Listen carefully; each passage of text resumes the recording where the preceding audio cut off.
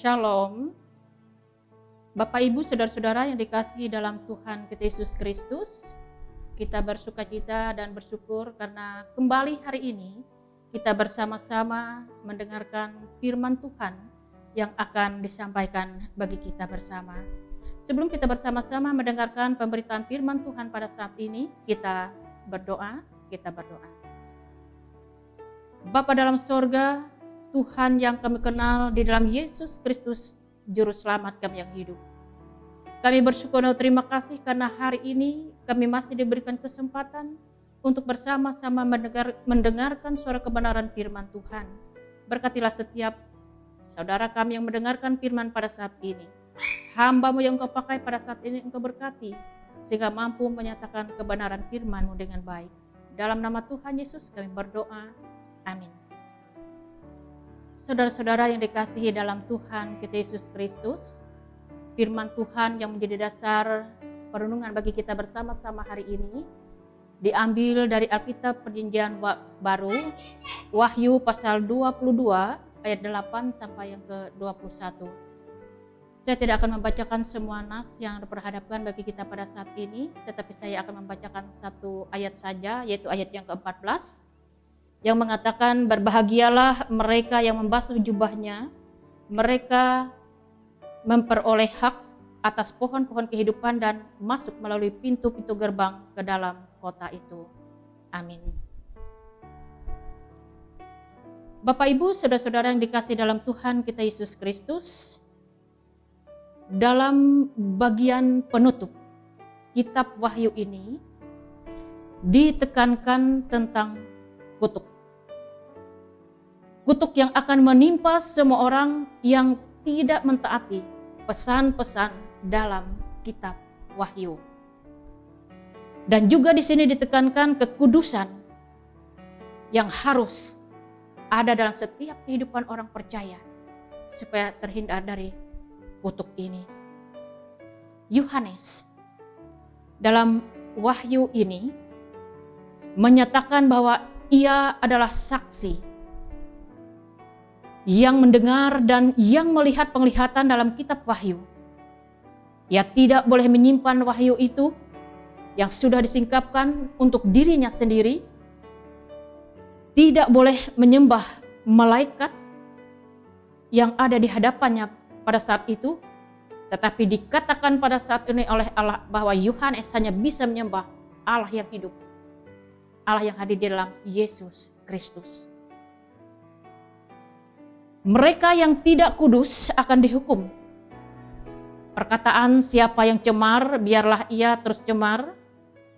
Di sini tidak dimaksudkan bahwa kecemaran diperbolehkan. Namun di sini menunjukkan bahwa jikalau seseorang terus keras hati dan tidak mau mendengarkan kebenaran, biarlah ia terus menerus dalam keadaan itu. Sesuai dengan keputusannya sendiri. Ini adalah hukuman dari Allah. Kristus akan datang segera. Ini yang dikatakan nas ini. Ia akan membalas kebenaran dengan keselamatan. Dan kejahatan dengan hukuman. Ini tidak berarti bahwa keselamatan dapat diperoleh dengan perbuatan baik.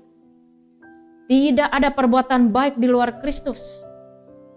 Keselamatan itu adalah anugerah Allah semata-mata bagi kehidupan kita.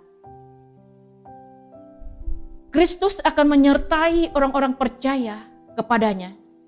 Itu dikatakan dalam ayat 13 sampai ayat 17. Sedangkan bagi mereka yang sesat, muncul peringatan Allah pada saat ini. Mereka akan dihukum. Kristus adalah tunas yang terang dan fajar, yang sejati. Dialah pengharapan semua umat manusia di muka bumi ini. Karena ialah yang telah datang bagi dunia ini untuk menyelamatkan semua orang dari kuasa dosa yang menghancurkan kehidupan ini.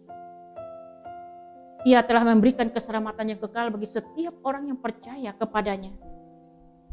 Oleh karena itu, dalam nas yang diperhadapkan bagi kita pada saat ini menyatakan, Pertahankanlah jubah pembaharuan hidup kita, agar selalu bersih, agar kita hidup dalam kekudusan. Kita dijauhkan dari kutuk, dan kita selalu menerima pada suasana saat ini pohon-pohon kehidupan yang telah dinyatakan oleh Allah bagi kehidupan kita, yaitu kehidupan yang kekal. Sebagai orang yang percaya, dikatakan bahwa kita harus merespon terhadap panggilan Tuhan yang sungguh-sungguh dalam kehidupan ini. Karena itulah yang akan membuat kita selalu hidup kudus di hadapan Tuhan untuk selamanya. Amin. Kita bersama-sama berdoa. Terima kasih Tuhan Yesus atas kasih-Mu bagi kehidupan kami, sehingga kami terus-menerus menerima firman Tuhan yang hidup, yang membuka hati dan pemikiran kami untuk tetap setia dan taat kepada Tuhan dalam keadaan apapun. Hari ini Tuhan ingatkan kami, supaya kami terus-menerus mendengarkan panggilan Tuhan hidup dalam kekudusan, sehingga kami bisa hidup bersama dengan Tuhan untuk selamanya. Terima kasih atas firman-Mu Tuhan.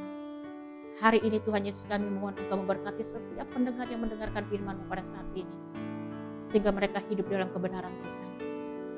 Berkati saudara-saudara kami yang pada suasana saat ini dalam keadaan sakit karena COVID-19 ini. Tuhan, kami sangat yakin percaya mereka memperoleh penghiburan yang sejati dari Tuhan, diberikan kekuatan, kesehatan, kesembuhan, sehingga mereka boleh kembali dalam kehidupan mereka dalam keadaan baik. Kami juga berdoa bagi setiap kehidupan keluarga-keluarga Kristen-Mu Tuhan, berilah damai dan sejahtera dalam kehidupan mereka. Buatlah kami semua mampu menghadapi pandemi COVID-19 ini dengan kasih karunia Allah, sehingga kami bisa beraktivitas dengan baik dalam setiap kehidupan kami. Berkati pelayanan yang kami lakukan Tuhan Yesus melalui apapun saja, sehingga semua itu memberikan sukacita kebahagiaan bagi semua jemaat-Mu dimanapun saya berada.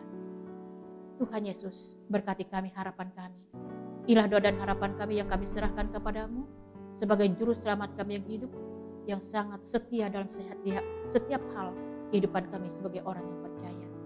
Dalam nama Tuhan Yesus kami berdoa.